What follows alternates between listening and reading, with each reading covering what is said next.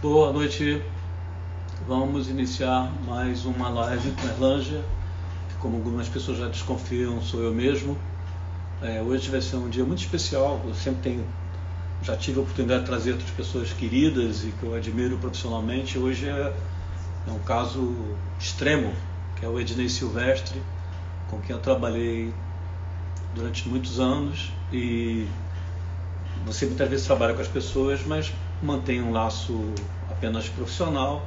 Mas com o Ednei a gente tem um laço afetivo de muitos anos. Eu admiro muito ele como jornalista, a capacidade dele que tem de transformação, mídia impressa, foi para televisão, agora está arrebentando na literatura. Espero que ele também saiba usar Instagram e consiga entrar na live. Agora fico mais tranquilo, como eu digo sempre, porque eu tenho mais tempo, então posso esperar pacientemente. Elô entrou, tudo bem, Elô? Vamos aguardar. Ednei Silvestre. Bom, você vai solicitar ou vai me deixar nessa... Opa! Rapidinho. É propício. Multimídia. Aguardando Ednei. Temos que contar ainda com a conexão. Ednei Silvestre. Boa noite. Olá. Estava falando da minha alegria, que eu tenho tido a oportunidade de fazer lives com várias pessoas queridas e profissionais que admiro. Você junta as duas coisas. Oba! Olha Oba! só, eu fui fazer dever de casa. Você está me ouvindo bem? Eu tô vendo aqueles montes de prêmios ali atrás da sua Não, estante. eu uso uma história que eu boto uma iluminação do outro lado, aí é sombra. Aí ficam parecendo que são vários. Na verdade, são só dois M's. Mas se for olhando as sombras, parece que É, são mas assim, mais. são só dois M's. E aqui tem um. Gosto muito de te ver Leãozinho de Cannes. O Leãozinho de Cannes. É só uma coisinha assim. É, Eu não sei eu, quem era. Tinha um diretor qualquer em Hollywood, não sei quem é, que tinha ganhado alguns Oscars. E aí alguém disse assim, mas cadê o Oscar do filme e tal? Ele falou, eu acho que está no banheiro. Mas não sei, porque tinha um segurando a porta do banheiro. Tem esse outro aqui na lareira. Você está um pouco assim, aquele ali eu não sei o que não, é. é Entende? charme, é charme. Dizem que a Cher usa como prendedor de porta, né? Mas eu acho que você subestimar prêmio, você sabe que a gente não trabalha para ganhar prêmio. A gente trabalha para o leitor e trabalha para o público. O prêmio é um reconhecimento bacana e eu acho que a gente tem que valorizar mesmo, ainda mais no meu caso, que é trabalho de equipe. Então, eu tenho muita alegria em tê-los. Já faço até brincadeira, já pendurei roupa, já fiz o diabo, mas é bacana prêmio. Estamos falando aqui com um É. grande premiado. Ednei, eu fiz dever de casa e eu descobri coisas de Valença que eu não tinha a menor ideia. Primeiro, é conhecida Princesinha da Terra e Por também exemplo, a Terra da Leitura. A Terra da Leitura. Foi registrado por Debré e por Rugendas. Você é da tribo dos Coroados ou qual é a sua origem? não, eu sou descendente dos Karnak coroados. Os coroados eram os índios que raspavam a cabeça e aí ficava com uma espécie de coroa. Eram os índios que habitavam. Era uma. Acho que hoje ainda se diz que era um povo tupi-guarani. Mas eu não sei se porque agora alguns que eram tupis-guaranis viraram tamoios, são tupinambás. Realmente não sei. O meu tio, irmão da minha mãe, tinha aquelas maçãs de rosto bem altas assim. Ele tinha muita cara de índio. A diferença era, ele tinha muito cabelo, muito cabelo, a tal ponto que, mesmo tendo feito quimioterapia durante, sei lá, 15 sessões, 20 sessões, ele continuava com um monte de cabelo. Nunca chegou a afetar. Era, enfim, tio João, querido tio João, que era músico. Na família tem uns músicos. Tem meu pai compunha, Meu pai tocava instrumentos de corda. Isso que eu queria saber. A tua tribo mesmo, teu pai era dono de armazém e sua mãe tecelã. Fala deles pra gente. Meu pai tinha sido ferroviário, depois, ainda como ferroviário, ele tinha uma vendinha. Quando eu nasci, meu pai era dono de um armazém num lugar que hoje se chama Pentanha. É um distrito de Valença. Chamava-se Rio Bonito na época. É bonito, bonito, bonito, bonito, bonito, bonito. Mas eu fui registrado em Valença porque, naturalmente, não havia cartório nesse lugar. O sítio dos meus avós era perto. E a história, mais ou menos, eu nasci de parteira, né, como era comum no interior naqueles tempos. E na frente do armazém do meu pai tinha uma cooperativa de leite. Então, nisso aí está a minha origem. E agora, interessante, nesses últimos dias eu percebi, eu estou escrevendo algumas coisas e consegui terminar um romance. A gente vai falar disso mais tarde, mas só que a gente está falando de armazém. E aí, felizmente, enquanto eu estou escrevendo, eu não percebo o que está voltando ouvindo. Tem um armazém que é pivotal na trama, porque começa quando, exatamente no momento em que a Emília, filha do dono do armazém, chega. Um dos donos do armazém é esse Sardo, Vincenzo Vivacqua.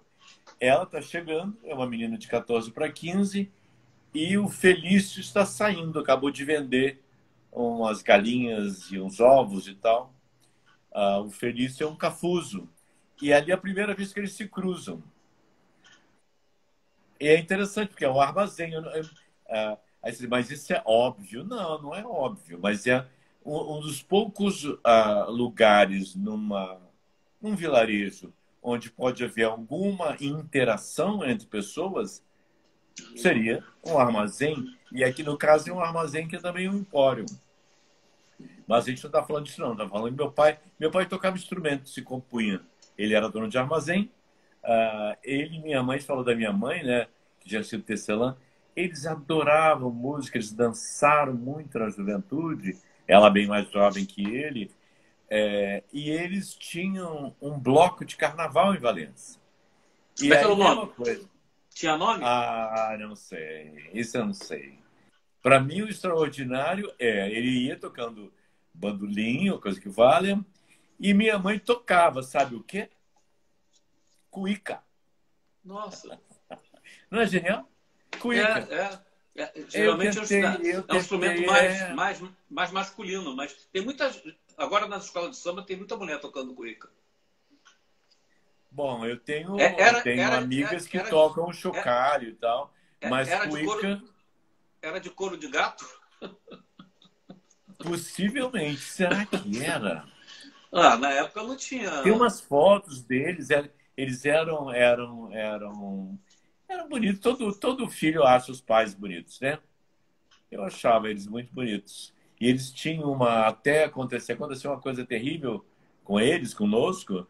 E é interessante, Erlanger, que tem as fotos de antes e aí as fotos depois. É como se visse famílias diferentes. Eles eram jovens, minha mãe era mais nova que meu pai, 11 anos, mas tinha aquele espírito jovem, batalhador, tinha um armazém, eles trabalhavam juntos, eram muito amigos, muito amigos. Ele tinha uma profunda admiração por ela, fora, uma paixão muito grande, e ela por ele. E num dado momento, eu tinha uns 2 anos e meio, minha irmã teria 6. Numa noite, meu pai... o armazém era na frente, aí já era outro lugar, já era em Valença. O armazém era na frente e a nossa casa atrás. E no que meu pai foi tomar banho, deu um curto-circuito, era daqueles lugares ainda com o madeiramento do século XIX, deu um curto-circuito junto do depósito de vassouras, o fogo subiu, se alastrou, queimou a casa, queimou tudo, perdemos tudo. Eu, eu só lembro do que me contam. Que contam. Ah, puseram você sentadinho numa... Aquele tipo de varanda que havia. Qual era a sua idade? Sua Que, idade? na Sua época, idade. 2,5, 3. Não lembro de nada. Minha irmã se lembra de alguma coisa. Eu tinha alguma memória de gritos, mas só descobri, mas aí eles perderam tudo.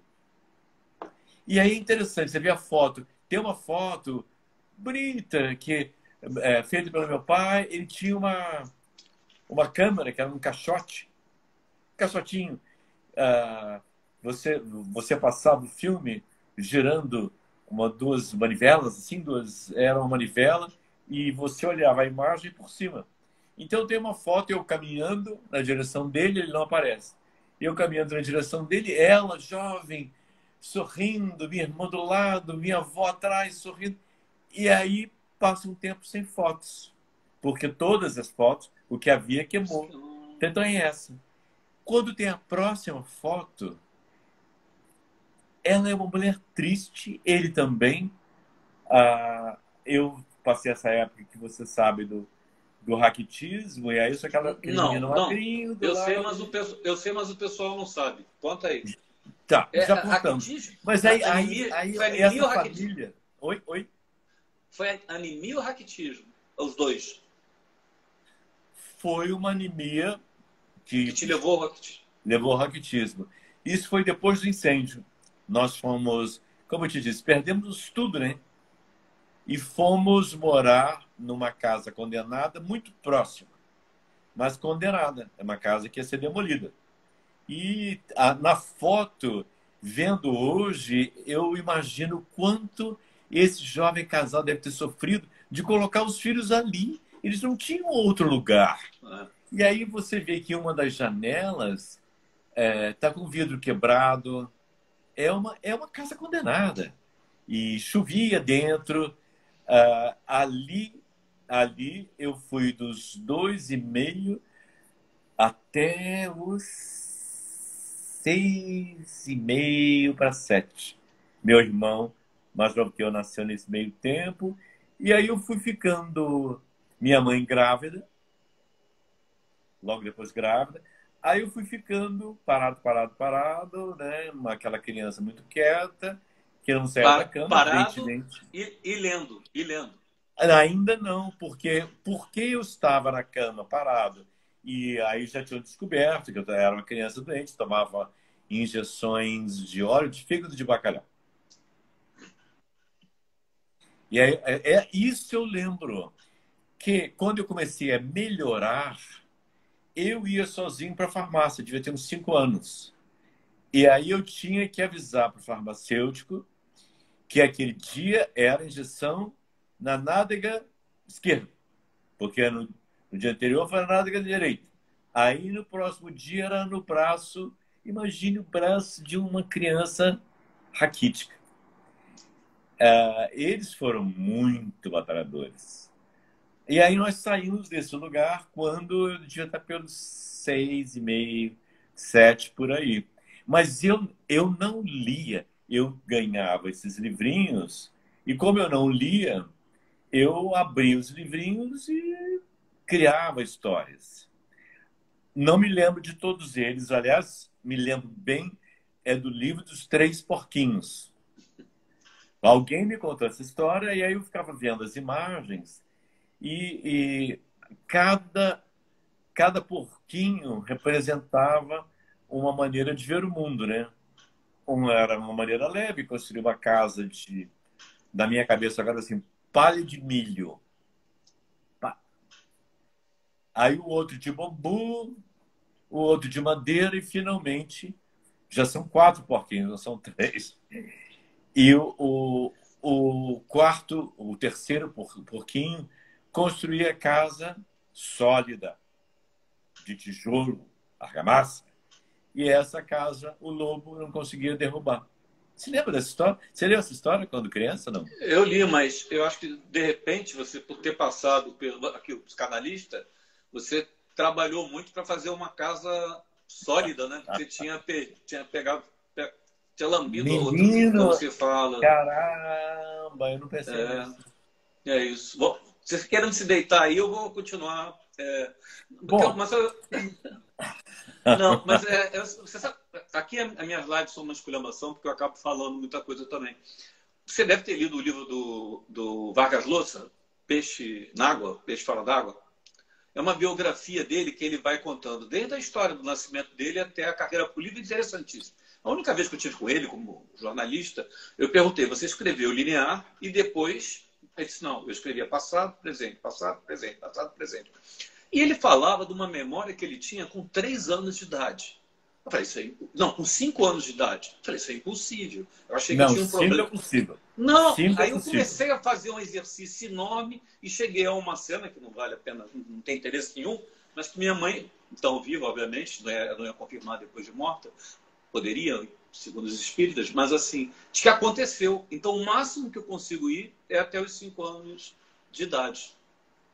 Mas tem gente que consegue aos 3,5, 4, que é quando você está formando, né, as células da memória. Eu não lembro nada. O que eu lembro é aquilo uma vez, eu entendi quando eu soube do processo, que devolveram as lembranças do Herbert Viana.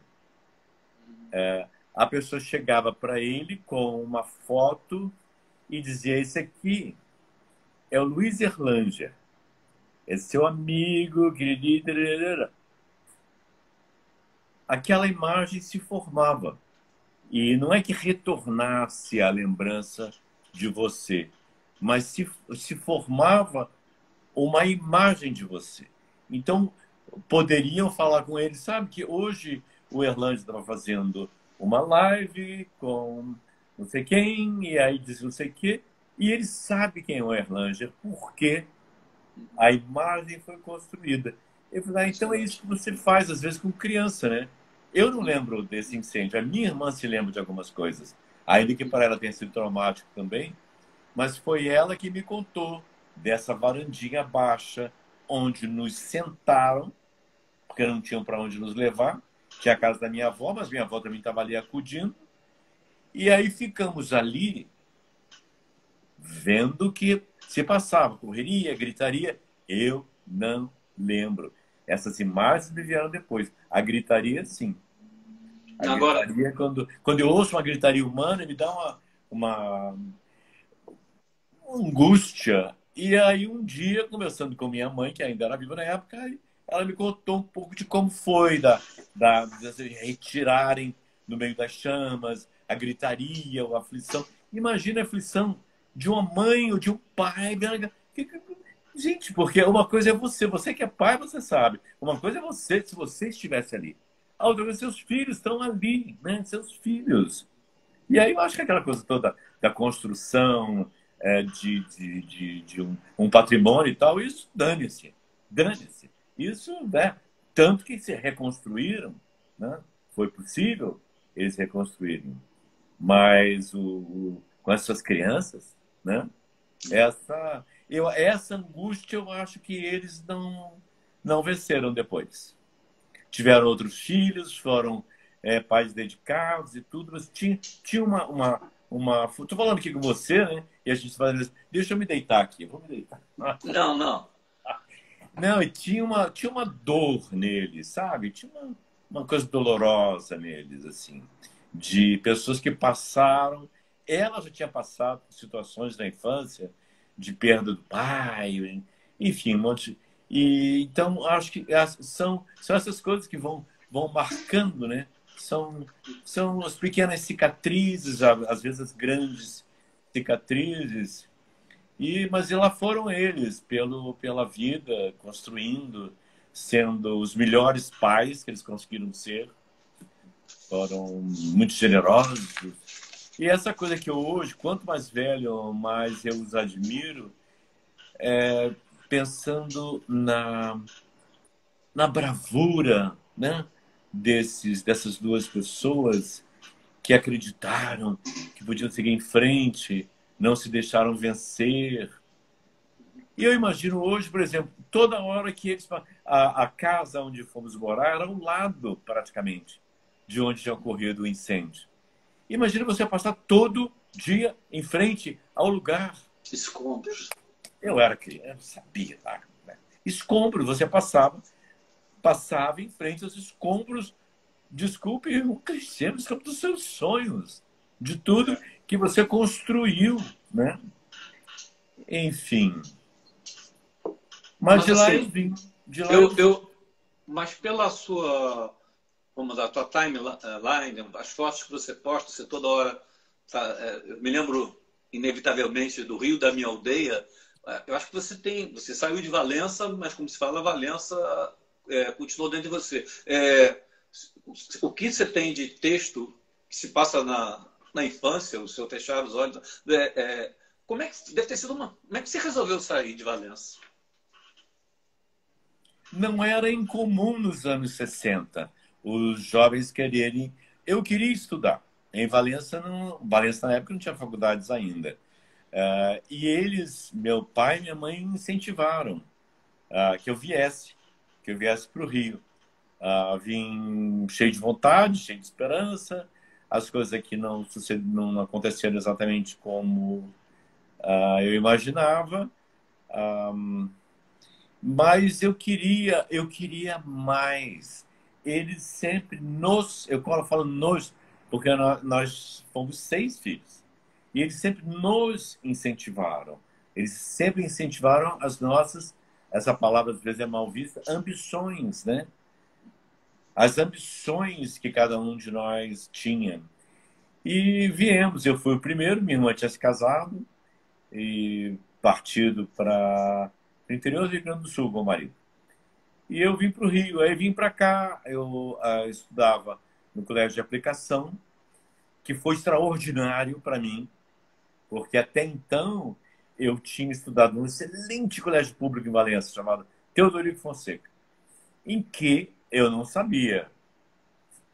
Eu estava tendo uma educação de vanguarda. No Teodorico, que era um colégio público, fundado por homens públicos com espírito público generoso. Então, era uma escola aberta para todas as classes sociais, as etnias. Tínhamos de manhã o que chamavam, acho que chamavam de estudo dirigido. Acho que era isso. Não, é isso. Era isso. Você ia para lá, sem uniforme, estudava, tinha orientadores e tinha sugestões, falava-se de tudo. E como aquele negócio, como foi o que eu conheci, eu achei que o mundo era assim. Que você falava, escuta, eu vi um teatro na televisão isso foi realmente a primeira peça que eu me lembro de ter visto na televisão. Tennessee Williams, eu achei tão assim, aí a pessoa, né, que instruía, falou, vê se tem na biblioteca, e a biblioteca era aberta. A gente ia lá e pegava o que queria. E nessa eu fui pegando cada livro que hoje, por exemplo, eu peguei o Tônio Krieger, do Thomas Mann. Mas como eu não sabia quem era Thomas Mann, eu li como um bom livro. E era um ótimo livro.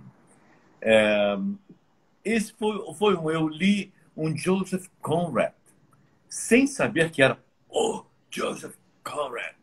Aí eu li Lord Jim, falei, gente, que história sensacional. Enfim, lá eu estudava. E tinha a biblioteca de Valença, que hoje não existe mais, infelizmente. Não há bibliotecas públicas em Valença.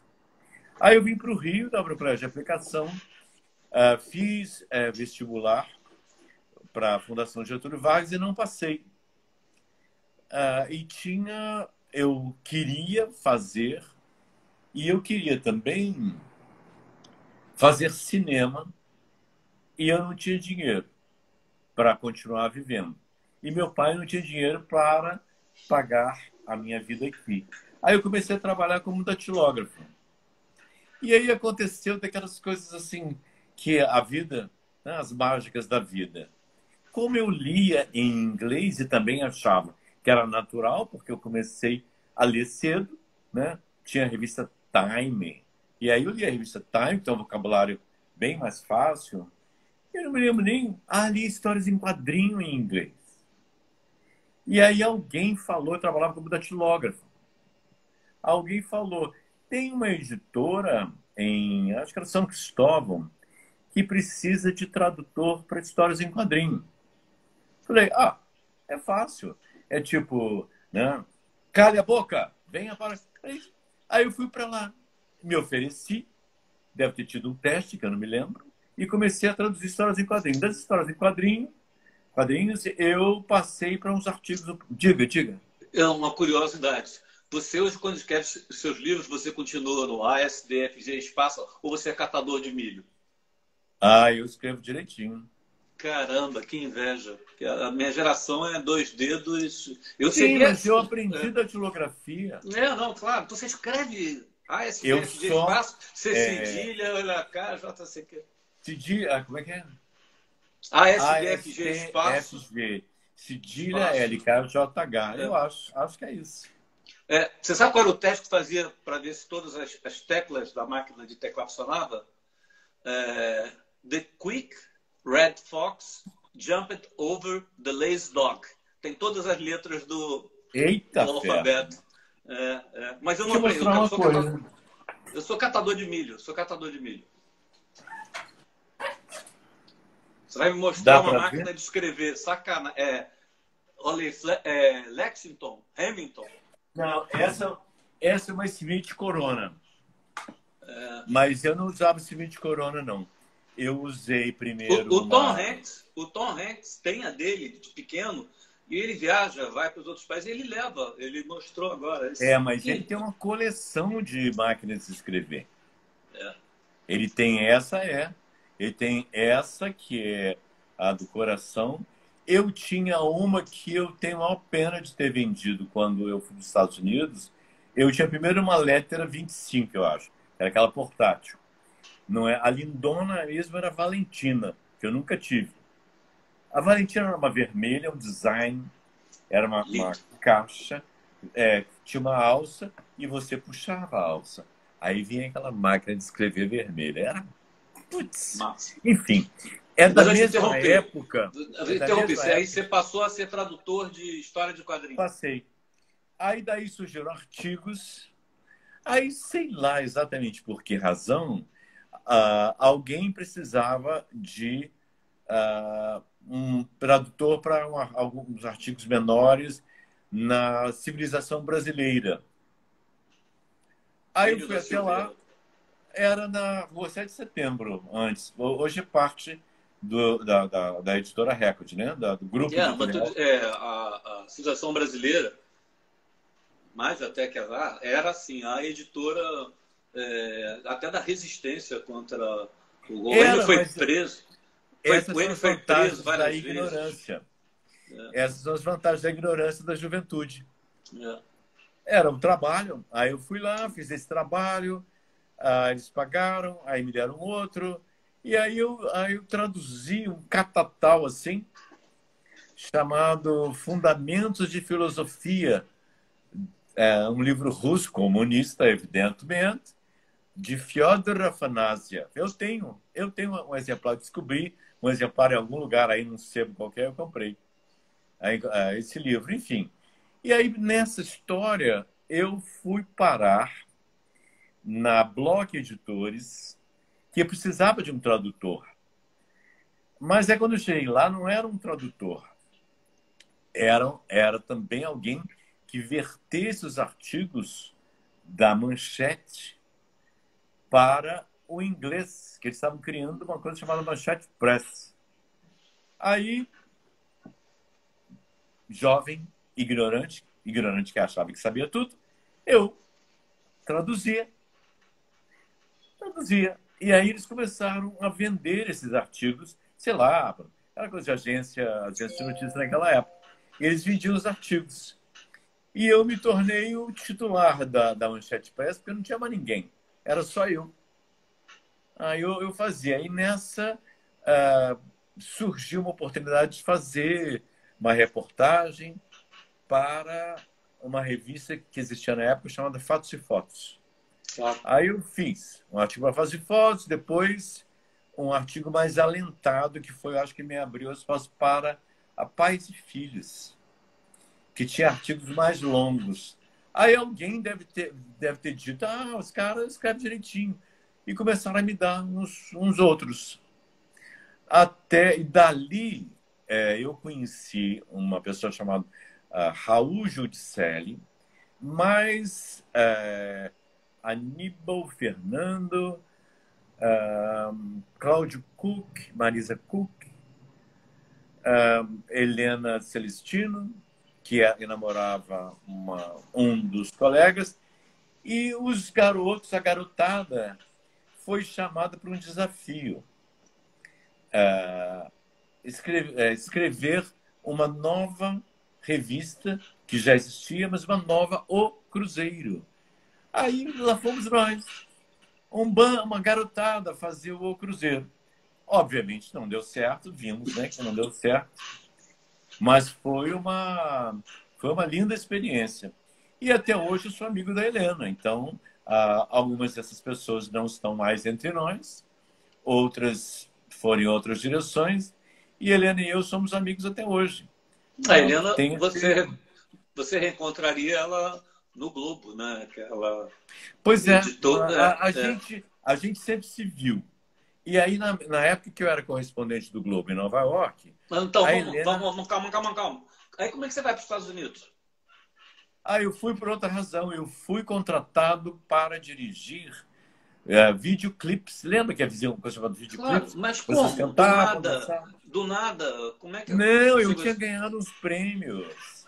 Não, aí nesse tempo, no Cruzeiro, eu fui demitido. Do Cruzeiro, ao voltar de umas reportagens no Recôncavo Baiano. Aí me demitiram, não sabia bem porquê, mas o fato é que meu texto não tinha agradado a alguns militares que por ali labutavam e tal. E aí, como na verdade, eu não conhecia ninguém em Erlândia. Eu conhecia aqueles meus colegas que eram do Cruzeiro. E os que eu conhecia na Bloca não tinha lugar. Aí eu comecei a procurar nas redações que existiam naquele momento, né? O grande jornal da época era o Jornal do Brasil, que era impenetrável. O Jornal do Brasil era uma elite impenetrável, era como a elite de Ipanema.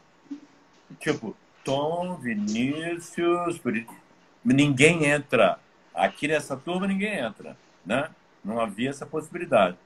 Aí, como eu fiquei numa situação periclitante, como gostava de dizer meu tio, e falei, bom, eu tinha ganhado um prêmio de curta-metragem nesse meio tempo. Aí, ainda, viva a juventude e a ignorância. Eu pensei, eu sei escrever e eu sei fazer cinema, onde eu posso conseguir um emprego? Em publicidade. Aí eu peguei tinha um monte de artigos, né, impressos e tal, botei numa pasta e fui às páginas amarelas e procurei publicidade. Aí fui por ordem alfabética. E não conseguia ser recebido por ninguém. Chegava na entrada, a recepcionista, eram sempre umas moças bonitas, eram recepcionistas, e aí perguntava, queria apresentar... o senhor marcou alguns? Não. Então o senhor marca e aí o senhor volta. E aí ficou nessa, né? E aí fui a alguns lugares que também não me receberam, até que eu fui a um. Isso era na Lagoa, essa agência, chamava Barcelos, Câmara e Associados. Era uma mini agência em cima de uma garagem, mas eu achei, né? Fui lá, aí conversei tinha um homem bem apessoado, assim, jovem, mas de cabelos prateados, muito interessante, com um claro sotaque paulista. Tinha um carioca de cabelos longos, assim, tipo Ipanema e tal. E aí eu mostrei meus artigos. O de cabelos prateados disse assim: se você escreveu isso, é muito bom. Mas você não tem experiência com publicidade. Então, muito obrigado. Aí eu fiquei tão irritado que eu falei, gente, vocês são publicitários mesmo, gente burra, sem visão. Vocês podem me contratar por nada, por amendoins. Assim, paga o meu almoço que eu trabalho. Então, vocês estão vendo, vocês me reconhecem que eu escrevo, eu não tinha nem telefone na época, tá? Uhum. Aí eu saí intempestivo, fui embora, e pensando, e agora? E agora? Era a última da minha lista. Caramba. Aí, alguns dias depois, puseram um bilhete, o bilhete embaixo da minha porta, eu devia ter dado o endereço, o telefone eu não tinha, dizendo para eu passar lá, nesse lugar. Aí eu fui lá. A pessoa carioca que me recebeu, todo descolado, se revelou uma pessoa muito simpática, chamava-se Leopoldo Câmara. E aí o Leopoldo, hoje pai de um amigo meu, aí ele falou, mas vamos tentar, E aí comecei. Aí quando eu comecei é que eu descobri que essa agência era associada a uma de São Paulo, do Homem de Cabelos Prateados. Essa agência de São Paulo estava assim, crescendo, explodindo de criatividade, chamava-se DPZ. E aí eu comecei a trabalhar via DPZ. E a coisa foi desenvolvendo, escrevi textos, filmes comerciais, ganhei uns prêmios. E nesse meio tempo surgiu a chance, aí eu acho que estava até de freela, não sei, porque eu passei por umas agências também. Eu, nesse meio tempo, escrevia um ou outro artigo para as revistas que existiam na época. Playboy existia na época, Capricho existia na época. Mas aí, bom, tentando me concentrar, ganhei um prêmio em Nova York com um comercial feito para a produtora Globotech. Aí, nessa história, alguém de uma produtora chamada KSK, né? KSK Visuals, que viu o filme e queria abrir para o mercado de fala espanhola. Deve ter achado português, espanhol. O filme não tinha falas, tinha imagens. Aí o cara me convidou, perguntou se eu queria trabalhar lá. Aí eu falei, se você me der um visto, eu vou. Aí ele me deu um visto, aí eu fui. Ao final de um ano, aquele trabalho deu com os burros na água, ele prosseguiu outros caminhos, e eu fiquei meio perdido. Nesse meio tempo, existia... Nova York. Nova York. Eu me mudei para Nova York. Eu morava em Nova York. Aí eu escrevi umas cartas, escrevi uma carta, uma longa carta, uma vez para Joana Angélica Dávila Mello, que era jornalista, minha conhecida, minha amiga, contando sobre um museu na Filadélfia, que era Barnes Foundation, que não era museu, que era todo esquisito, porque você só podia ir 3 vezes por semana, em horários específicos. E tinha uma característica engraçada. O seu Barnes tinha feito fortuna com uma coisa correspondente ao elixir paregórico, para pessoas que tinham intestino preso. Ele ganhou muito dinheiro com isso. E aí ele foi para Paris com alguém que falou, eu queria comprar umas pinturas para botar lá em casa. Aí o cara levava ele a ateliê de Renoir, de Matisse, mas o senhor Barnes só queria mulher pelada. Então ele comprou toda a coleção de mulher pelada que cada um desses artistas tinha. E aí você ia na Barnes Foundation e você via aquele monte de mulher pelada e pendurada de qualquer maneira, pelas escadas. Era muita mulher pelada. Tem um Renoir, que é de uma mulher sentada numa cadeira, nua de frente, absolutamente com tudo exposto. Tudo. E fica, assim, num canto, subindo uma escada. E eu contei essa história para a Joana. Só que a Joana saiu para Búzios. Olha as circunstâncias, né? Saiu para Búzios e não tinha, botou a carta na bolsa. Quando, no dia seguinte, ela foi para a praia, ela falou, vou aproveitar. Pegou a carta, botou na bolsa de praia. Aí estava lá embaixo da barraca, abriu, começou a ler e começou a rir. Aí uma colega ao lado dela, colega jornalista, falou, você está rindo de quê? Falou, olha isso aqui. Aí essa pessoa leu e falou, quem é esse seu amigo? Falou, Ednei Silvestre, já foi jornalista, tem sido publicitário. Aí ela ficou com... Era a Mara Cabaleiro.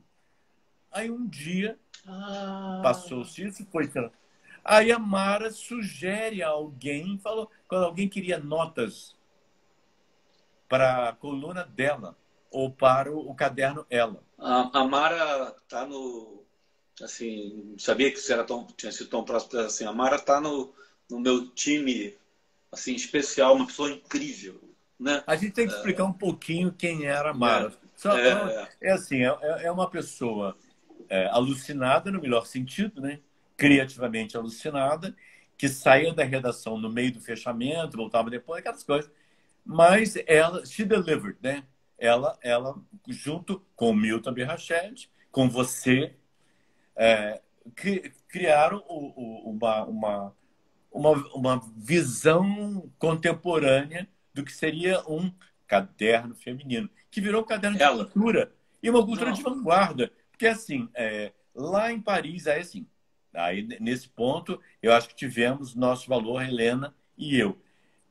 Eu, em Nova York, morava no West Village. Então, eu tinha um primeiro contato com a vanguarda da cultura, né? Isso era uma época pré-internet, e ainda hoje na internet tudo está um pouco pasteurizado, né? Todos estão vendo mais ou menos as mesmas peças, os mesmos musicais, o que está errado, porque não é assim. Há muitas outras coisas que não são vistas. Então, a Helena de Paris mandava a visão dela, e a Helena conhecia bem Paris. Então, foi a Mara que te indicou para o Evandro, foi isso? A Mara que me indicou. E o Evandro fala, mas isso é um pseudônimo ou essa pessoa existe? Aí eu acho que a parte divertida supostamente eu ia contribuir com notas. E aí eu mandei uma série de notas. Só que eram bem sequenciais, porque era primavera em Nova York. E havia coisas engraçadas acontecendo. Foi a época que surgiram umas coleiras antipulga para cachorros, mas que eram lenços. Sabe aquele tipo de lenço que já foi usado por mulheres numa certa época e tal. E aí você via aqueles cachorros com lenços, bulldogs, com lencinhos amarrados. E essa é uma das histórias que eu contei. Uma das coisas que eu... primeiro eu tenho que dizer, quando assim, eu virei chefe muito cedo. Então, eu costumo dizer que os meus feitos eram os feitos de quem eu trabalhava. Sabe que um belo dia eu cheguei para a Mara e falei, Mara, chega desse negócio de Zelda Scott. A partir de amanhã, como é que você se chama? Mara, então a partir de amanhã você tem que assinar. Ela Legal, tinha... lembra? Zelda Scott. Lembro. Zelda Scott. Lembro. E mas ela aí merecia, Evandro... foi muito bom. Não, porque, assim, espetacular. O Ela é um caderno, quer dizer, dito feminino, mas a ideia é a seguinte, é um caderno de vanguarda que os homens vão ler também, não é só de assuntos de mulher, enfim, é muito bacana. Aí o Evandro se transformou Sim, diga, por favor. Aí o Evandro se transformou em colunista. Cronista. Tanto era um caderno de vanguarda que a primeira matéria sobre uma pessoa trans publicada na grande imprensa brasileira saiu no caderno Ela, que era o tal do Martin, que eu tinha conhecido. Nessa época de que você era um cronista diferenciado, que essa história digamos, inusitada até hoje. Conta ela aí. Mas, Erlângea, todo mundo assim, muita gente duvidou. da veracidade daquela história. A história é, eu conhecia esse rapaz chamado Martin. Hoje eu posso falar o nome porque é público, na época não era. O Martin Rotblat, que era um homem branco, eu digo assim, muito branco, muito pálido, aquele cabelo cor de palha.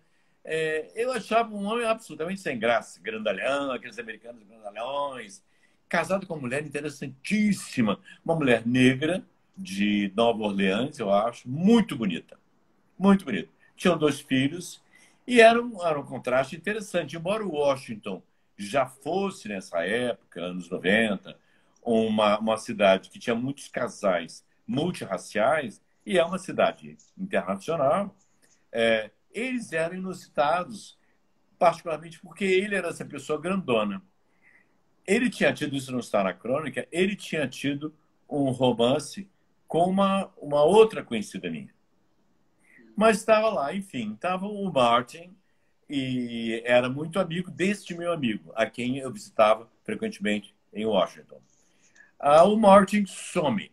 Isso era uma época ainda em que o Washington era um dos centros de espionagem, havia uma série de situações envolvendo Iraque, Irã, e ele some, ele sumiu.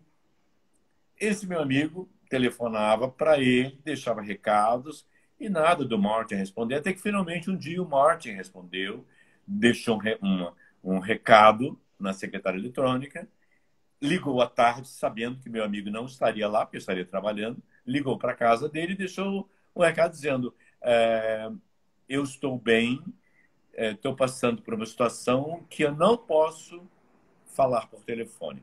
Mas, por favor, me encontre no subsolo do shopping center X, subsolo tal. Meu amigo tinha um carro, um Saab, né? Conversível, com a capota, que eu te encontro lá.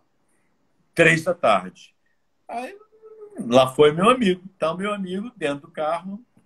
Aí, de repente, abre a porta, entra essa pessoa de cabelos por aqui, assim, cheia de colares e tal. E ele olha, é o Martin. Só que, né, cabelo longo, vestido de mulher discreto, não era uma roupa sexy nem nada. E aí o Martin falou assim: peraí, deixa eu te explicar. Ele falou: não precisa. Não precisa. Meus amigos se vestem como quiserem. Ele falou: não, não é nada disso. Não é nada disso, não é nada disso. Você tem que entender o seguinte: eu estou em tratamento. Eu estou tomando hormônios. Isso é que ano? Que ano isso? Que ano isso? Acho que 94. Tem que ver. Eu não me lembro. Eu acho que é antes até, sabe? Pode ser 90. É de 92 a 95, com certeza. Eu saí da Globo, do jornal, em 95. Então, mas enfim, eu sei, Matheus, que foi uma história muito pioneira para esse tipo de... Foi muito duvidada. Porque aí meu amigo falou para... Sim, ele disse: estou tomando hormônios e vou me operar. E meu amigo disse: mas vai operar? Como? Ele falou: eu vou virar a mulher que eu sempre senti que eu era por dentro. Aí meu amigo falou: mas Martin, você teve caso com a fulana. Você é casado, você é pai de filhos, você nunca, eu te conheço há anos, você nunca teve nenhum romance com um homem. Ele falou: mas eu não sou gay.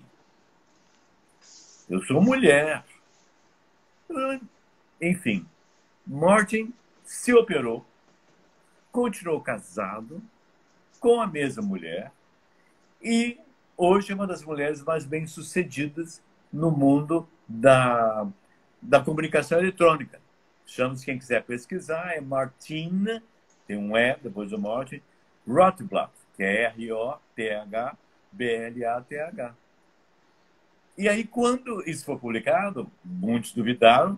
Algumas semanas depois, eu fiz a reportagem, que foi uma reportagem de capa. O Fantástico acabou fazendo uma reportagem com ela. E quando eu conversei com um amigo psiquiatra em Nova York, é uma história que eu não entendo, falei para ele. Eu não entendo. Não é que eu não aceite. Eu apenas não compreendo essa complexidade. Eu falo, mas você acha que a sexualidade é isso?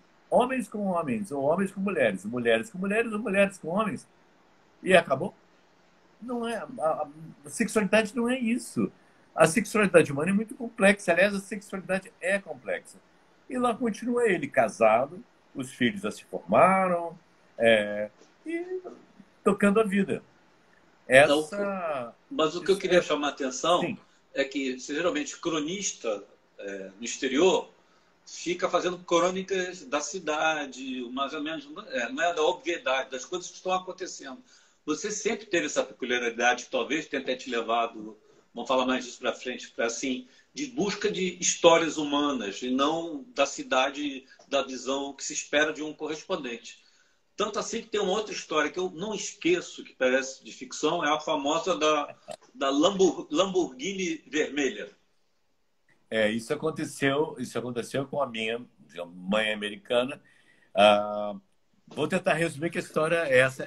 A gente está com tempo, você é um ótimo contador Tá. de história. Aí, assim, É só não te atrapalhar. vou citando nomes. A Aina tinha uma empregada salvadorenha, uma senhora que trabalhava para ela uma vez por semana. A Aina ela morava em Chappaqua, num lugar onde depois foram, acho que moram até hoje, os Clinton. A Hillary e o Bill Clinton acho que moram lá ainda. Mas, enfim, era um lugar onde pessoas de classe média podiam morar antigamente. E ela saiu, ia sair e falou para essa senhora salvadorenha, não abra para ninguém. Particularmente se você vir um carro esporte vermelho, porque tem um tarado, uma pessoa que tem assaltado casas e se aproveita que aparece, é muito bem apessoado, é um homem que chega num carro vermelho, esporte, e pede para usar o telefone. Não abra, não abra. Essa pessoa é perigosa. Bom, então, em resumo, passou-se um tempo, está a senhora salvadorinha sozinha em casa, toca a campainha, ela chega na janela e vê um homem muito bem apessoado, um homem muito bonito, e vê atrás dele um carro esporte vermelho. E aí essa pessoa, muito gentilmente, diz assim, senhora, eu estou com um problema no carro. Não havia, claro, celulares. Eu posso usar o telefone? Aí ela se lembrou do aviso, daquele aviso. Aí ela falou, o que eu faço? Se eu recusar, ele vai forçar a porta. Ela não sabe porque ela não entendia inglês, inclusive. Ele tentou, em suma. Aí ela fez sinais para ele passar em volta da casa e entrar pela cozinha.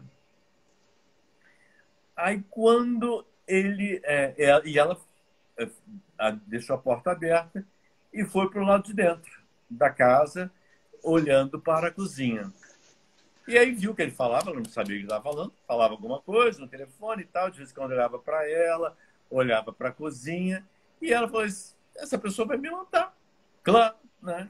Esse é o criminoso.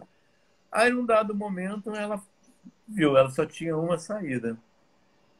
Aí, conforme ela viu que ele se distraía, meio falando, eu lembro atrás, ela abriu um armário e empurrou o cara ali para dentro. Ele não era muito alto, tá? E empurrou e trancou. Trancou o cara ali dentro. E ele não conseguia sair. Resumo. Daqui a algum tempo chega a Aina, a dona da casa. E aí ela, esbaforida, essa senhora, conta para ela que aí tá... Não, e a Aina vê o carro. A Aina chegou com o marido, que era um expert em carro.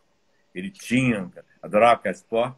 Aí ele falou assim, mas isso aqui é uma Lamborghini? Na porta da nossa casa e tal. E ela explicou, falou, o criminoso veio. Está preso. Mas está preso ali dentro do armário. Aí o Bert, que era o dono da casa, ele falou... Nossa, eu estou chorando de rir. Ele falou, só tem uma pessoa aqui no estado de Nova York que tem essa Lamborghini.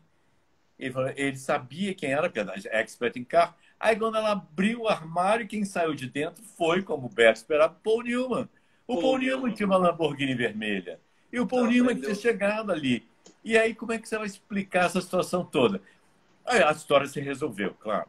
Mas o engraçado é até a hora do Paul Newman sair do armário, né? Ser retirado do armário. Essa história também foi muito pouco acreditada. Falei, então, aí, é um absurdo. São histórias absurdas, mas são histórias inesquecíveis, né? Tem uma outra que é menos... Tem que registrar, quer dizer, o Nino já morreu, sei lá, uns 10 anos. Era, na época, um dos atores mais populares, era assim, considerado um homem, só lá, Mercedes. Mas se você é salvadorenha, né? Criada no interior... Nunca havia nada, né? Prendeu o Paul Newman no armário, na verdade era um sonho de consumo de boa parte das mulheres. Eu conheci o Paul Newman, eu entrevistei o Paul Newman já com uns 70, e eu vou te dizer, com uns 70 anos, gato. Isso é que se chama bem apessoado, viu? Mas, enfim. Eu acho que essas foram as duas histórias Não direi que são as minhas favoritas, mas são algumas delas. A minha favorita, na verdade, é de um casal que se conheceu na juventude, se separou a vida inteira e se reencontrou aos 80 e tantos anos. Que é uma história mais banal, porém, a mim me toca muito. Acho muito bonito essa possibilidade de você sempre reencontrar a pessoa do seu afeto, seja em que idade for. E eles se encontraram já perto dos 90 e pensaram, ele falou para um filho, acho que foi ele que falou para um filho, que ele sabia que eles tinham pouco tempo, mas naquele pouco tempo eles estariam juntos. Eles passaram a vida inteira separados, né? Cada um teve sua vida feliz lá ao lado do companheiro que tinha elegido, então, na juventude. Daí, dessa época, só para mais dar um pulo, o Evandro me convidou para ir para a TV Globo, para ser o correspondente na TV Globo. E quando ele falou a primeira vez, eu disse não, porque eu sou muito tímido, eu não vou conseguir fazer isso. Aí ele tocou no assunto uma vez, uma viagem que ele fez lá, e finalmente, num dia de semana, você deve ter acompanhado isso, ele me ligou e disse, essa é a última vez que eu te convido. Você quer ser correspondente da TV Globo em Nova York? Aí eu já tinha sabido que ele tinha feito, tinha colocado na TV alguns jornalistas que vieram da imprensa escrita. E um desses jornalistas era o William Vac.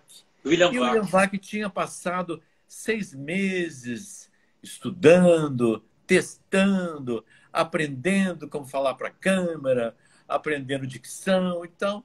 Aí, quando o Evandro me convidou e disse, essa é a última vez, eu falei, me dá um tempo para eu te responder. Ele falou, tá bom, daqui a 5 minutos eu ligo. É a cara do Evandro. Aí eu pensei, falei, olha, se eles fizeram isso com o William Vac, que eu nem conhecia, eles vão ou me levam para o Brasil para me treinar, ou alguém vai me ensinar aqui como se faz e tal. E eu achei que aquilo era um puta desafio. Falei, eu sou tímido. Eu nunca fiz. Eu só fiz televisão e cinema por trás das câmeras. Agora eu vou fazer diante das câmeras. Era um puta desafio. Aí eu disse sim. E aí esperando que ele me dissesse, bom, então, sei lá, vamos mandar para você uma passagem, você virá para o Brasil, tem uma fonoaudióloga. Aí eu falei, como é que a gente faz? Ele falou, amanhã você começa. Falei, como assim amanhã eu começo? Falei, amanhã você vai para a TV Globo, você vai ser o substituto do Paulo Henrique Amorim. Eu vou avisá-lo. E aí começou assim, no dia seguinte lá estava eu, para a descrença de boa parte das pessoas que faziam televisão na época. Uma dessas pessoas, inclusive, que depois ele mesmo me contou, ao me ver fazendo uma reportagem que era no começo, disse as seguintes palavras, falou assim, isso aí não vai dar certo. É engraçado, né?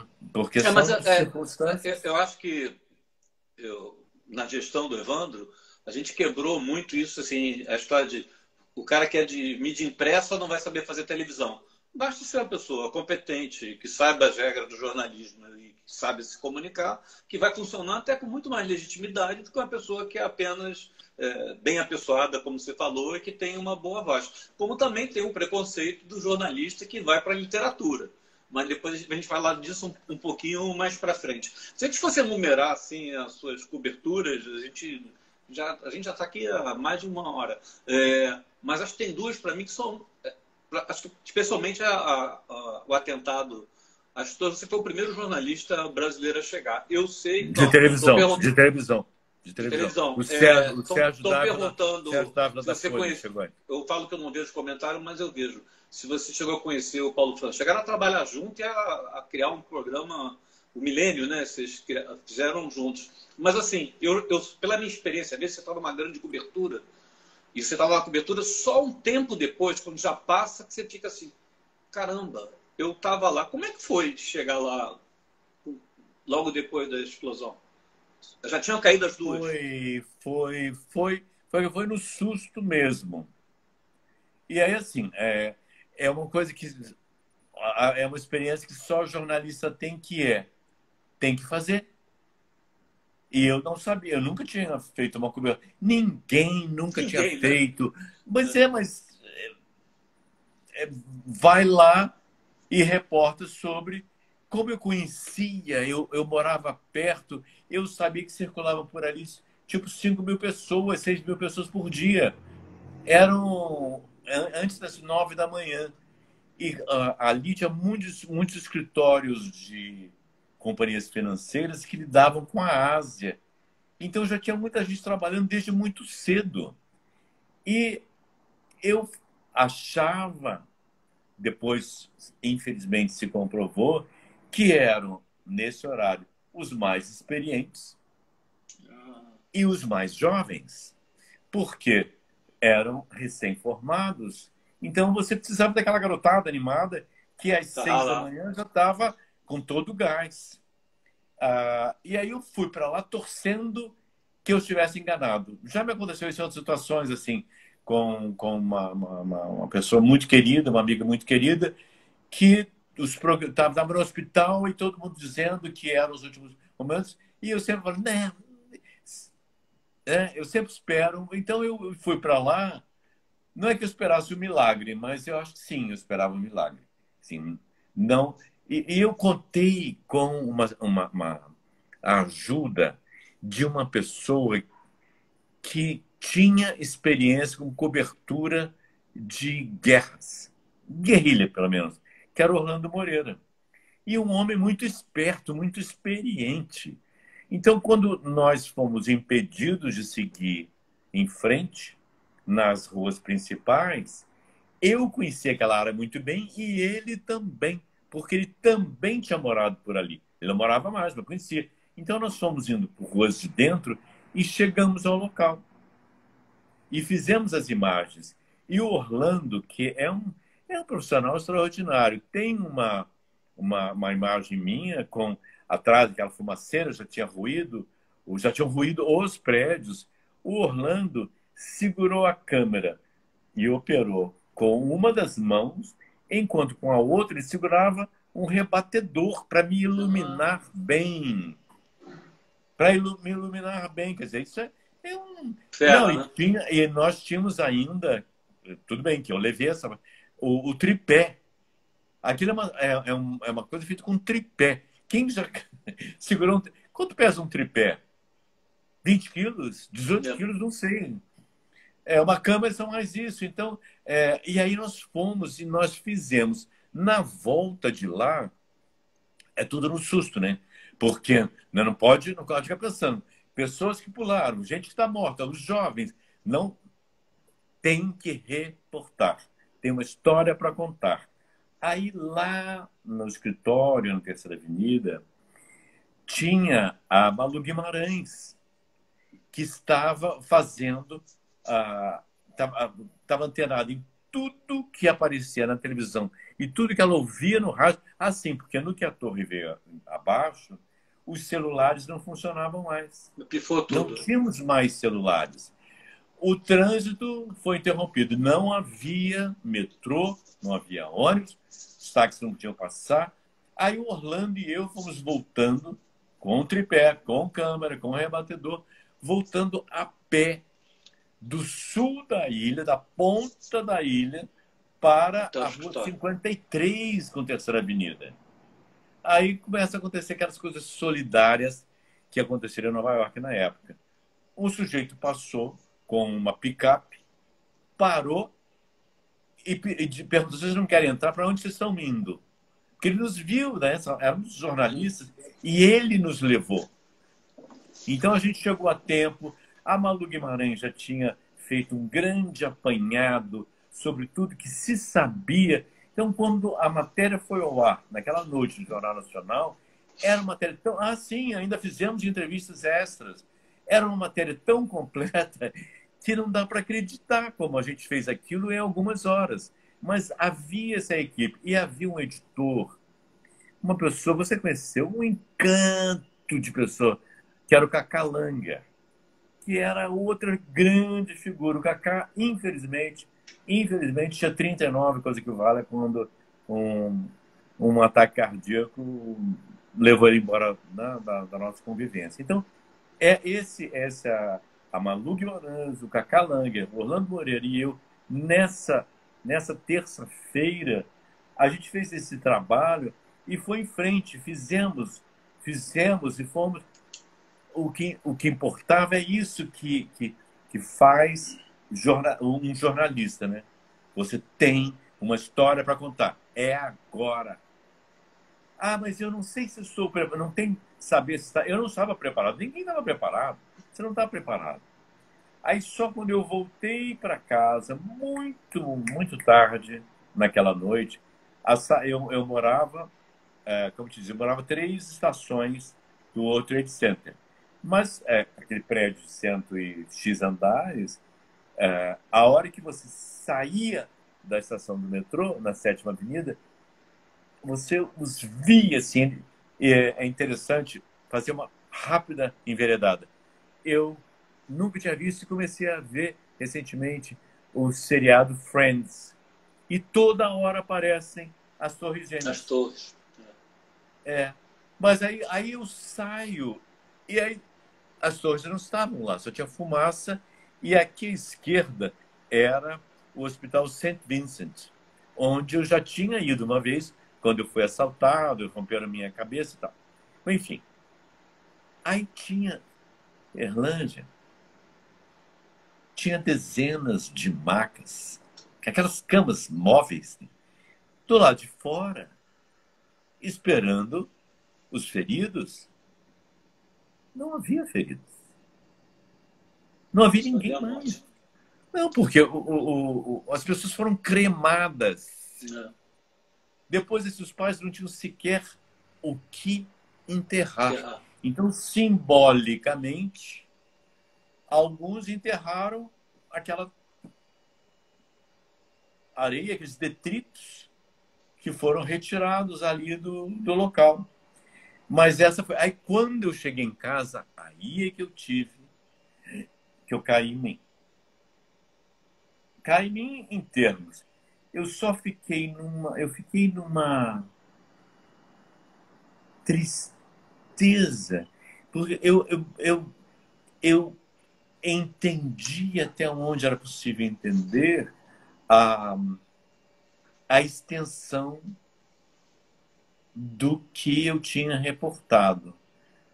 Aí eu queria chorar, comecei a chorar e não consegui mais, porque era forte demais para apenas um choro. Não é apenas um choro. A imagem daquelas macas, eu não tinha noção, ninguém tinha noção de que não havia sobrevivência. Porque durante dias o que ficou foi... Os pais tinham essa esperança, os irmãos, os maridos, as mulheres. Ele ou ela deve ter conseguido fugir e está meio perdido por aí, chocado, Aí põem fotos, fotos, fotos. Se você viu, falando de tal, é meu filho, liga para dar um número. Enfim, não havia. Ninguém estava perdido. Ninguém estava vagando pelas ruas, chocado por ter fugido a tempo. Enfim,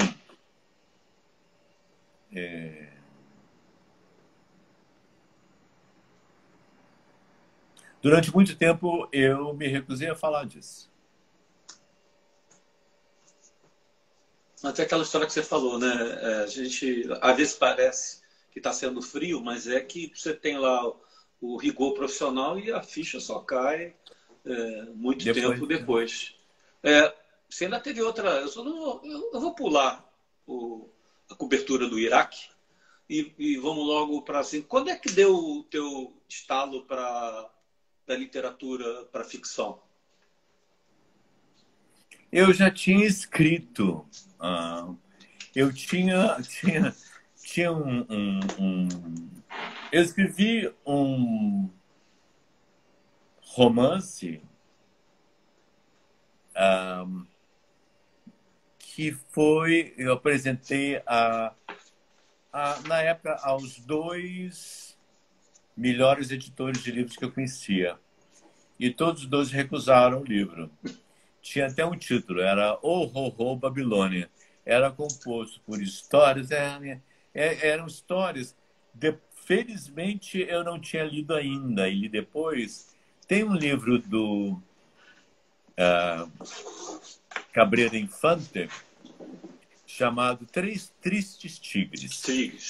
Que é assim, começa com um conto, em seguida vem um segundo conto, passado em que o personagem principal é alguém que mal apareceu lá na primeira trama, ou nem apareceu sequer.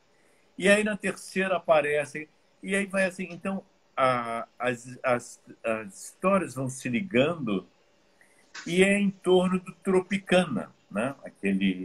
Aquela boa existe ainda, em Havana. Eu não tinha lido, felizmente eu não tinha lido, porque seria uma imitação da estrutura do Cabrera Infante, sem as qualidades do Cabrera Infante. E eu, no caso de Se Eu Fechar os Olhos Agora, eu vinha escrevendo, vinha anotando coisas. As pessoas perguntaram antes, você tem método, você vai anotando em papel, manuscrito? Eu não tenho método, mas eu anoto. Eu anoto em um monte de lugares. Eu tenho notas para cá e para lá. Recentemente, deixa eu ver se está por aqui, é parte da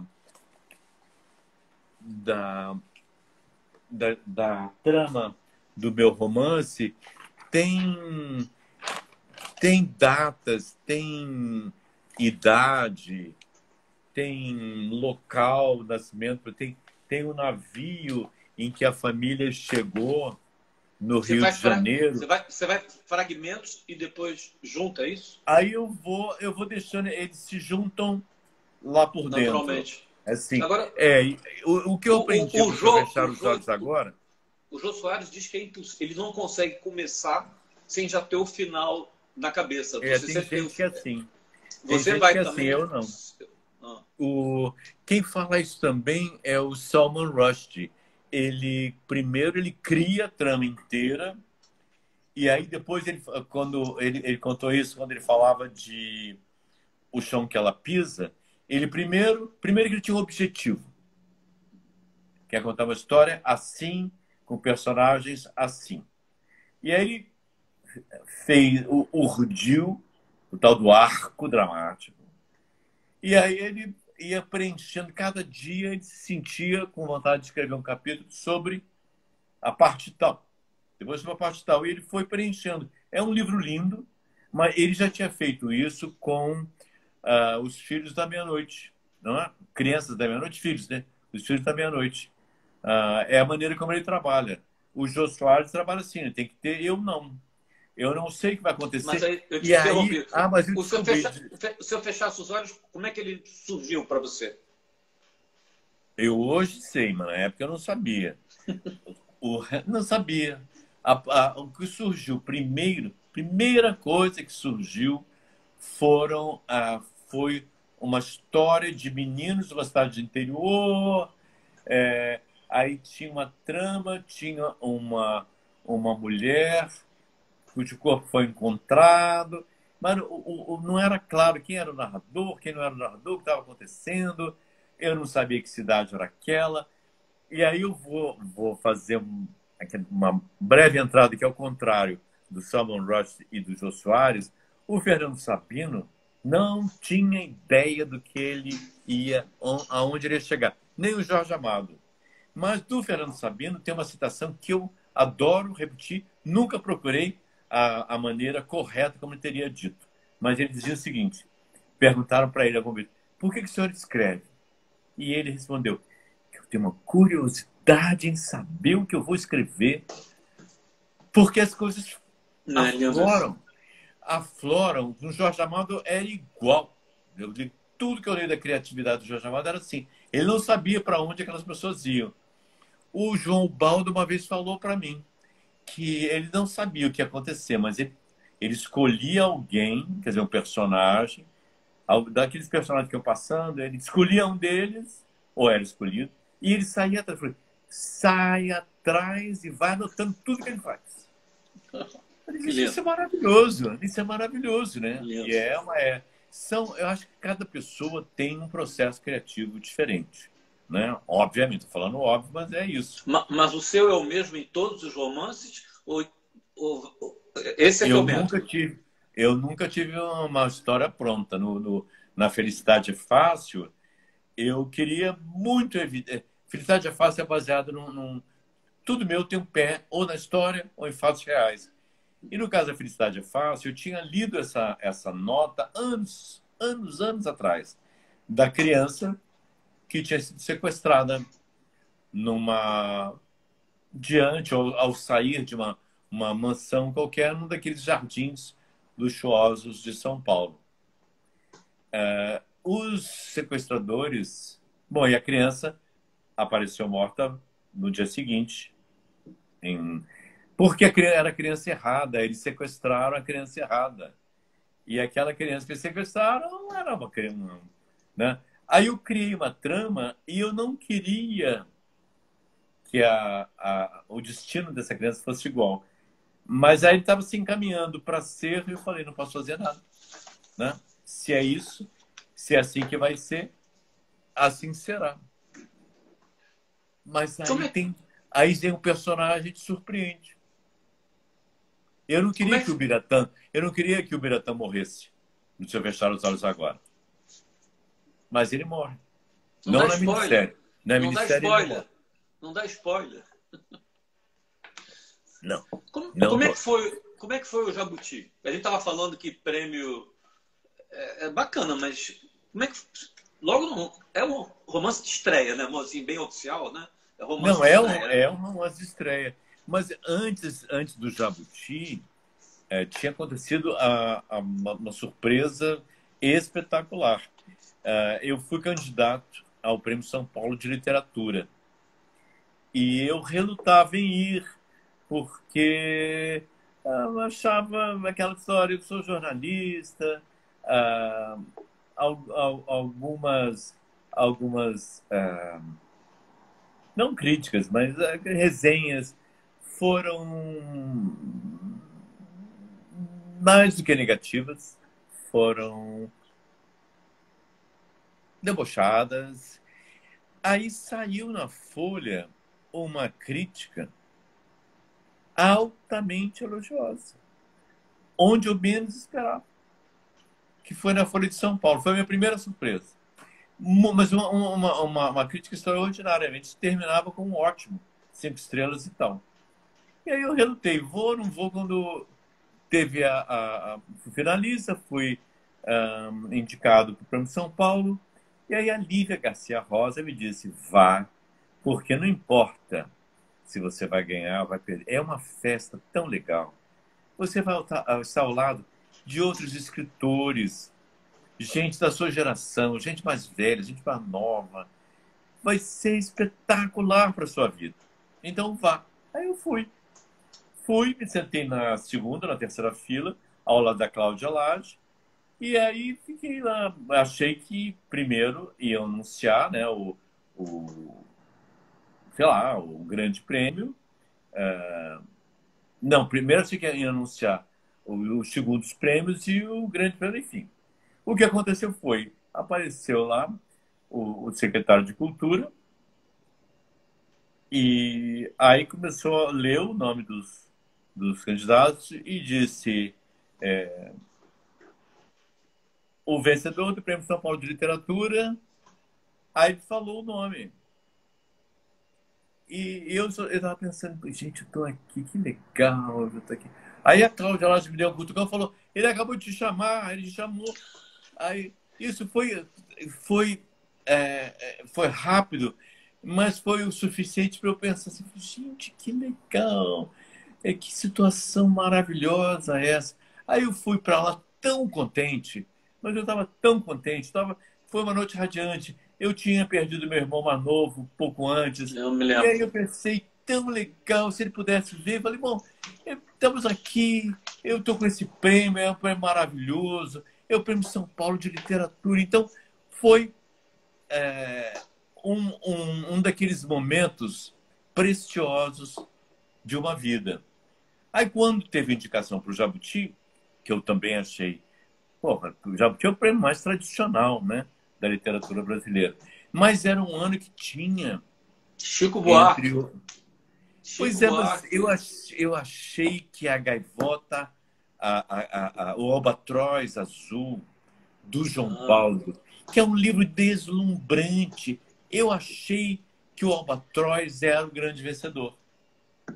Aí quando eu não me fui... lembrava que estava esse Ah, é um livro livro também. lindo, é um livro Não, lindo, é um não, livro e lindo.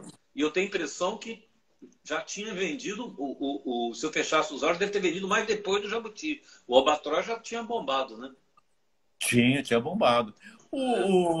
A carreira de livraria do Seu Fechar os Olhos Agora era uma boa carreira, como continuou sendo. Ele é o que eles chamam, que eu não conhecia essa expressão. Ele é um long seller.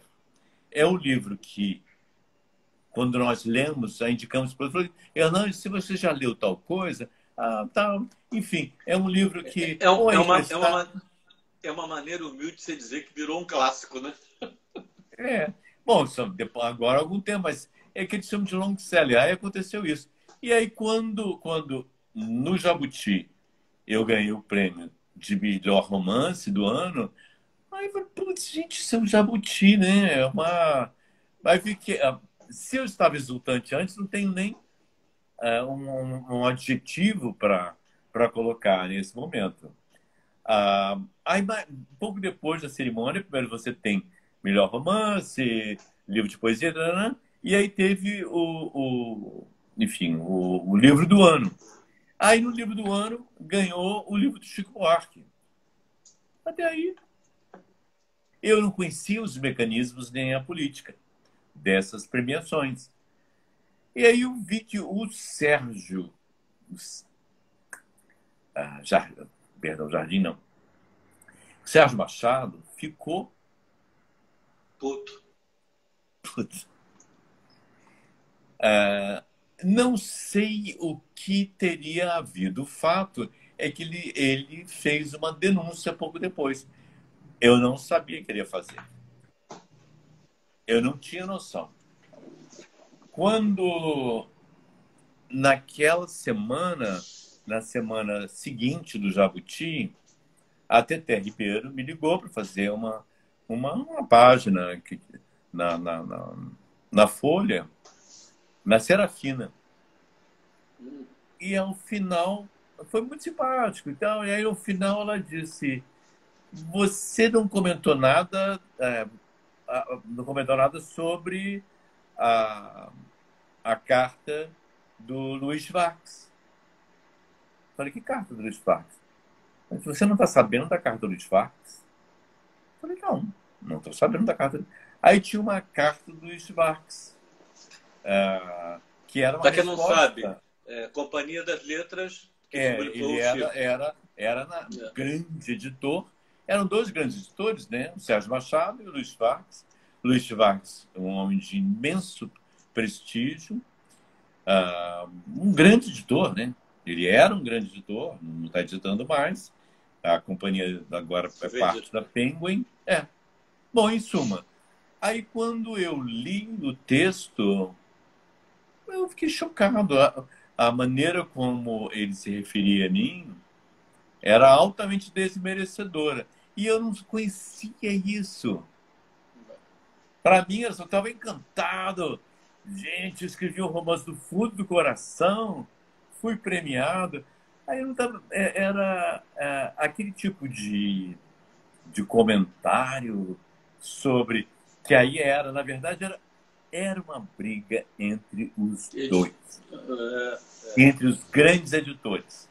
Era um grande editor de um lado, que era o Sérgio Machado, e o outro grande editor do outro. Eu era o peixinho ali no meio. E isso aqui, na época, eu fiquei muito mexido, que era evidentemente você estava, como é que se fala? De ostras, né? Entre batendo por lá. Você acabou sendo vítima de uma briga de egos e de poder ali, e ainda tendo como suposto adversário o Chico Buarque, como se fosse uma pessoa que não pode perder prêmio. Foi uma baixa. Mas assim, o que interessa é que o livro é um espetáculo. É um espetáculo. Eu acredito que inclusive deve estar vendendo mais do que o livro do Chico. Olha só. O fato é que é uma palavra que eu detesto, tão mal usada, a polêmica foi muito boa para o Jabuti, foi boa, para o livro foi maravilhosa, porque assim, pessoa que eu nunca... Quem Ednei Silvestre, escritor? Não, é aquele jornalista sei lá, do 11 de setembro do Iraque, né? E aí as pessoas começaram a descobrir. E assim, meu argumento sempre assim, se lerem, vão mudar de ideia. Leia.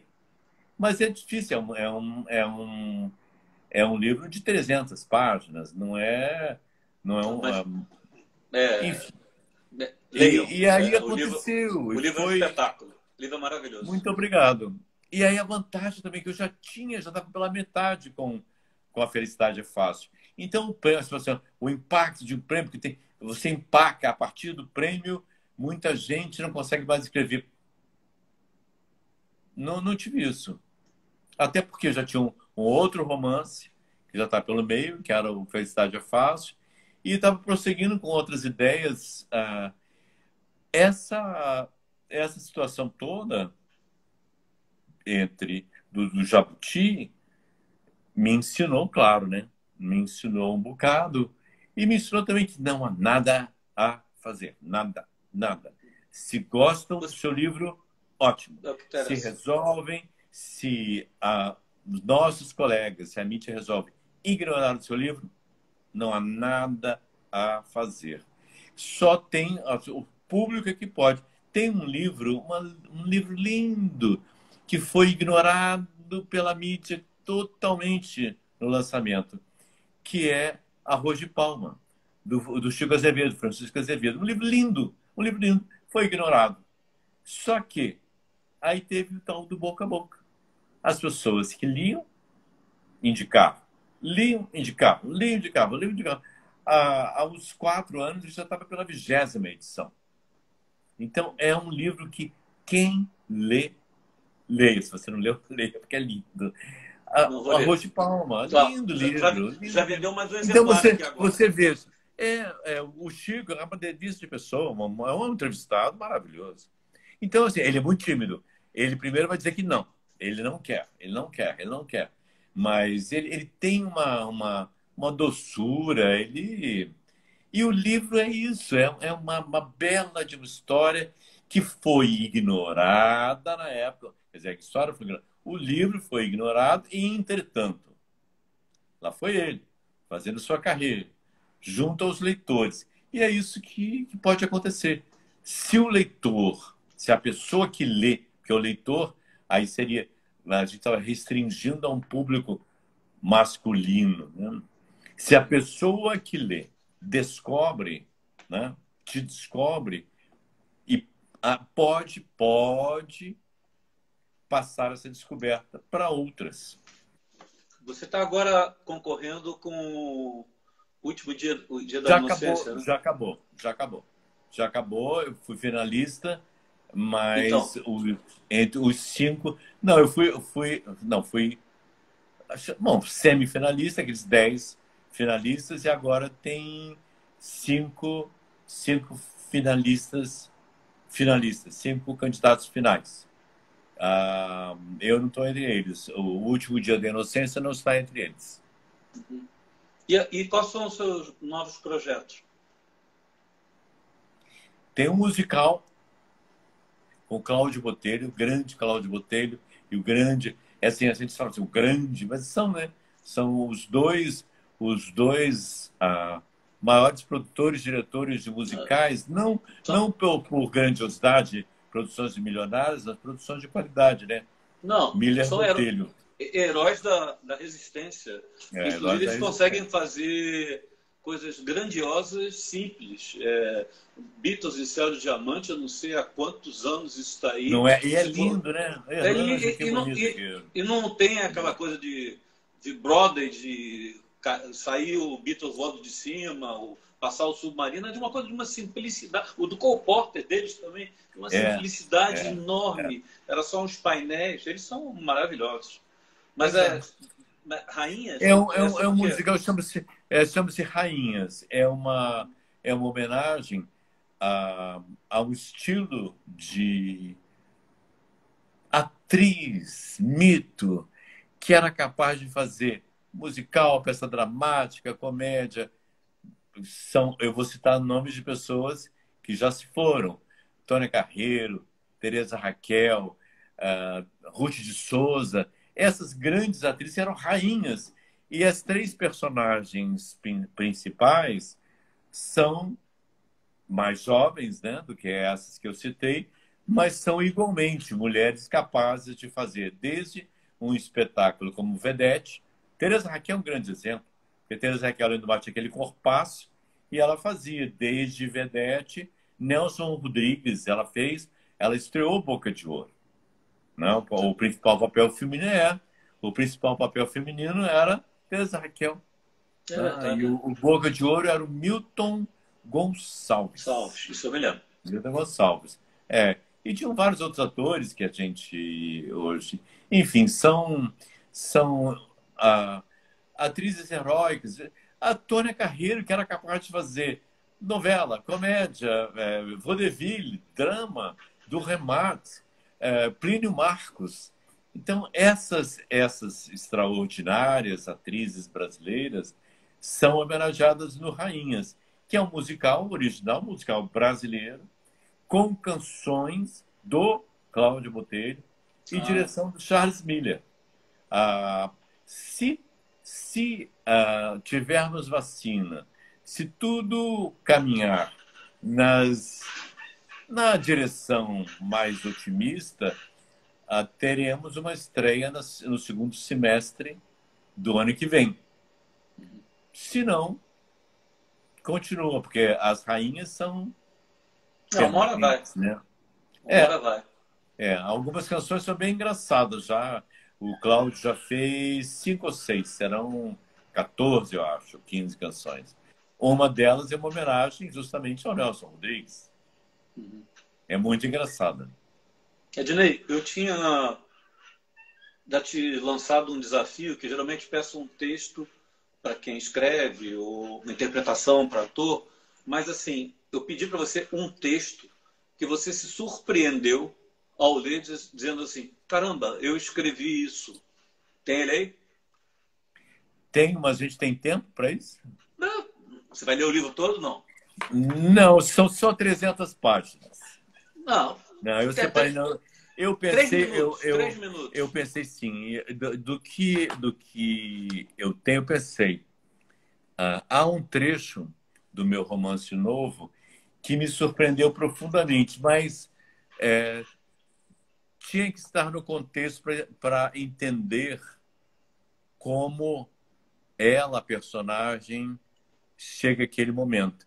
E esse aqui não, esse é do Se Eu Fechar os Olhos Agora, Ótimo. que é o fechamento do primeiro capítulo. Manda bala. Terça-feira, 12 de abril de 1961. No rádio, cedo, um locutor anunciara: um homem tinha ido ao espaço. O primeiro homem no espaço, um russo. Chamava-se Yuri Gagarin. Ele disse que a Terra era azul e eu pensei, nós dois pensamos, ele e eu, a gente conversou na estrada sobre isso, pedalando sem pressa nossas bicicletas, escapando da punição na escola, porque nos pegaram com uma revista de quadrinhos em sacanagem. A gente conversou como sempre conversava, tudo. Então, é isso que a gente pode ser. Pode ser também um homem voando no espaço sideral. Aos 12 anos, quando qualquer fantasia faz sentido, o voo do major Yuri Alexeyevich Gagarin a bordo da Vostok, uma esfera metálica de 2,5 metros de diâmetro, com janelas pouco maiores que um livro, abria, literalmente, o céu para nós. Astronauta! Outra palavra que eu ainda não conhecia. Astronauta também. Eu poderia me tornar um astronauta. Tudo era possível para quem ainda estava em dúvida entre se tornar engenheiro ou cowboy, jogador de futebol ou sertanista, aviador, piloto de provas, comerciante, escafandrista, arqueólogo ou Tarzan.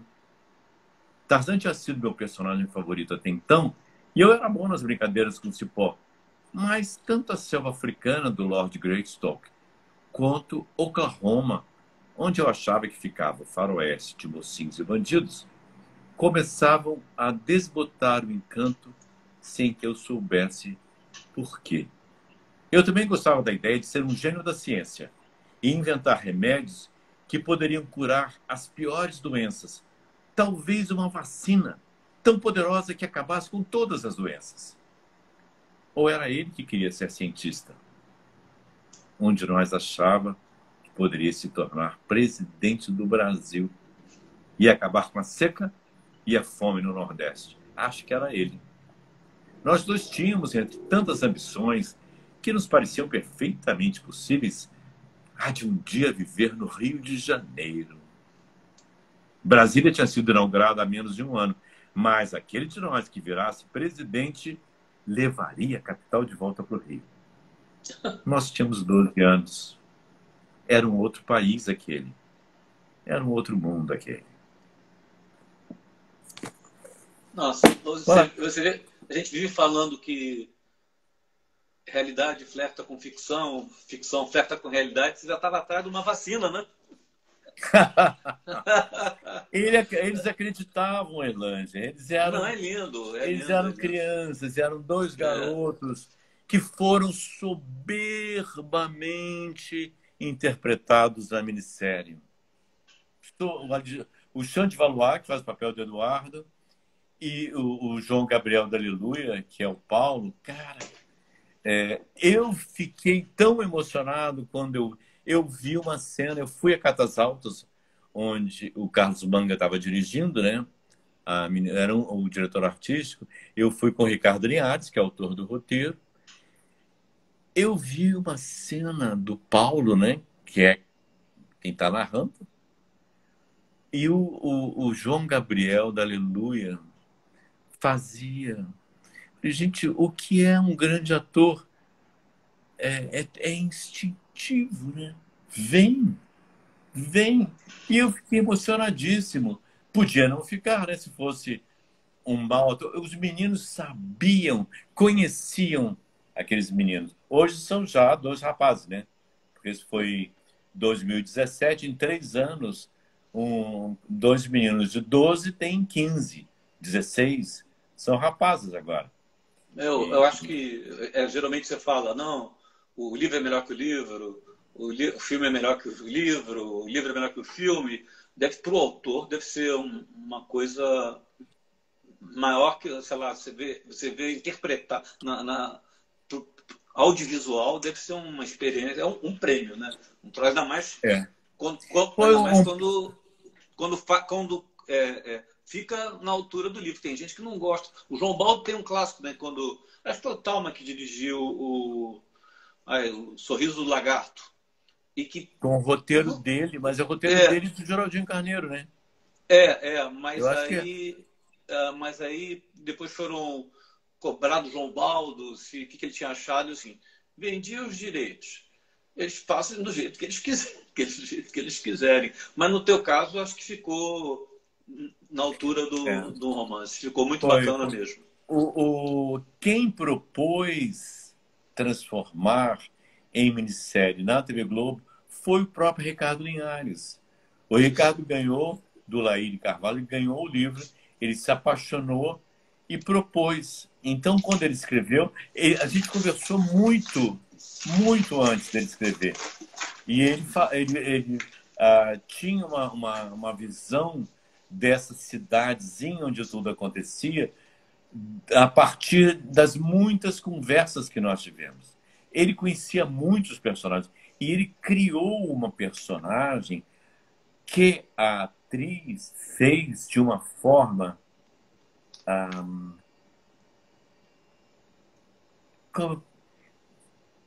tão dolorida e verdadeira, Mariana Ximenes. Ela interpretou essa ex-miss